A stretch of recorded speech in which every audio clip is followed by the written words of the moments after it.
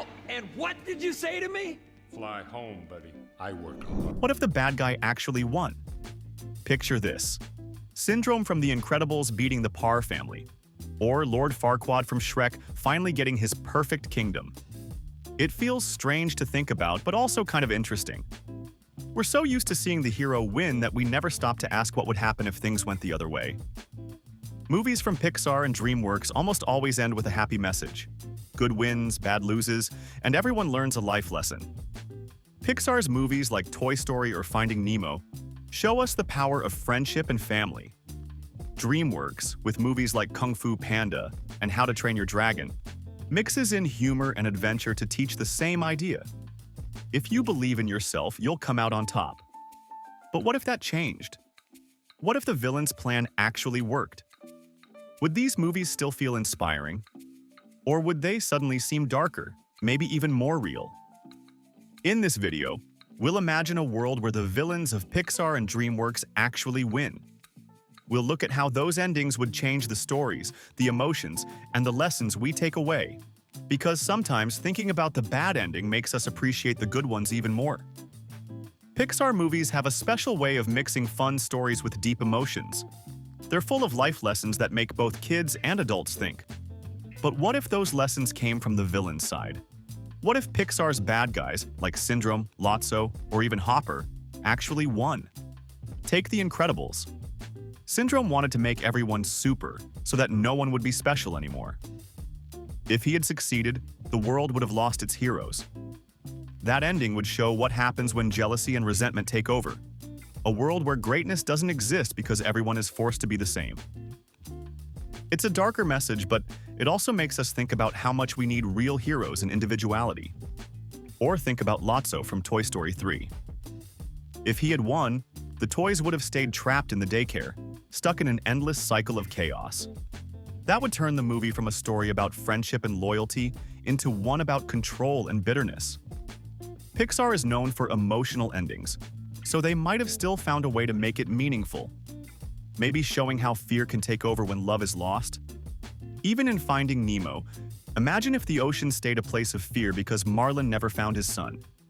It would completely change the message from hope to despair. If Pixar ever let the villain win, the movie would still have a message, just a heavier one. It would show how close we all are to losing what matters when we let fear, envy, or pride take control. DreamWorks has always had a different style from Pixar.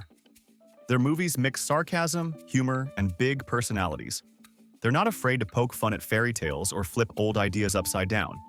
But what if, in those twisted worlds, the villains actually got their way? Let's start with Shrek. If Lord Farquaad had won, his perfect kingdom would have been lifeless and fake. No magic, no weird creatures, just control.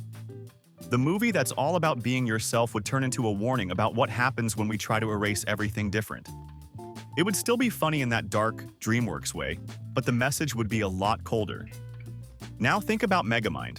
That movie already plays with the idea of good versus evil. If Megamind had stayed a villain instead of changing, the story wouldn't be about redemption.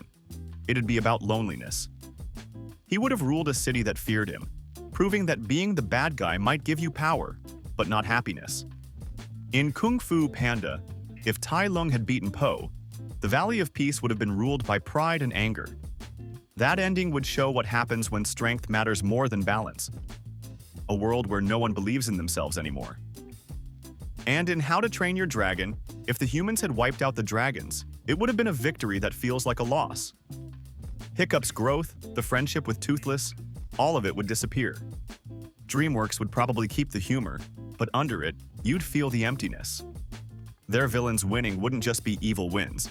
It'd be a world missing its heart, its weirdness, and its hope. If villains won in Pixar or DreamWorks movies, the biggest change wouldn't just be the plot. It would be how we feel when the story ends. These studios are built on emotion. Their movies make us laugh, cry, and walk away thinking about life. So what happens when that emotional payoff turns into something darker? In Pixar movies, we usually end on hope. Characters grow, make peace, or learn something about love and forgiveness. But if the villain took over, those emotions would flip. Instead of comfort, we'd feel frustration or even sadness. It would show us how easy it is to lose hope when good doesn't win. For example, watching the toys in Toy Story 3 trapped under Lotso's rule would leave us with the feeling that loyalty and kindness don't always pay off. That's a hard truth for a kid's movie, but it's also very human. DreamWorks would probably handle it a little differently. Their stories love to mix heavy moments with jokes and irony. So if a villain like Tai Lung or Farquaad actually won, the ending might still be funny on the surface. But it would feel hollow underneath. We'd laugh, but then realize the world we're seeing is broken. When the bad guy wins, it forces us to think about why we care so much about heroes in the first place. Maybe it's not just about good versus evil, but about the belief that people can change, that things can get better. Now let's have some fun with it. Imagine if these endings actually played out on screen, like quick flashes from a darker version of the movies we love. First, The Incredibles. The city burns while Syndrome smiles from above.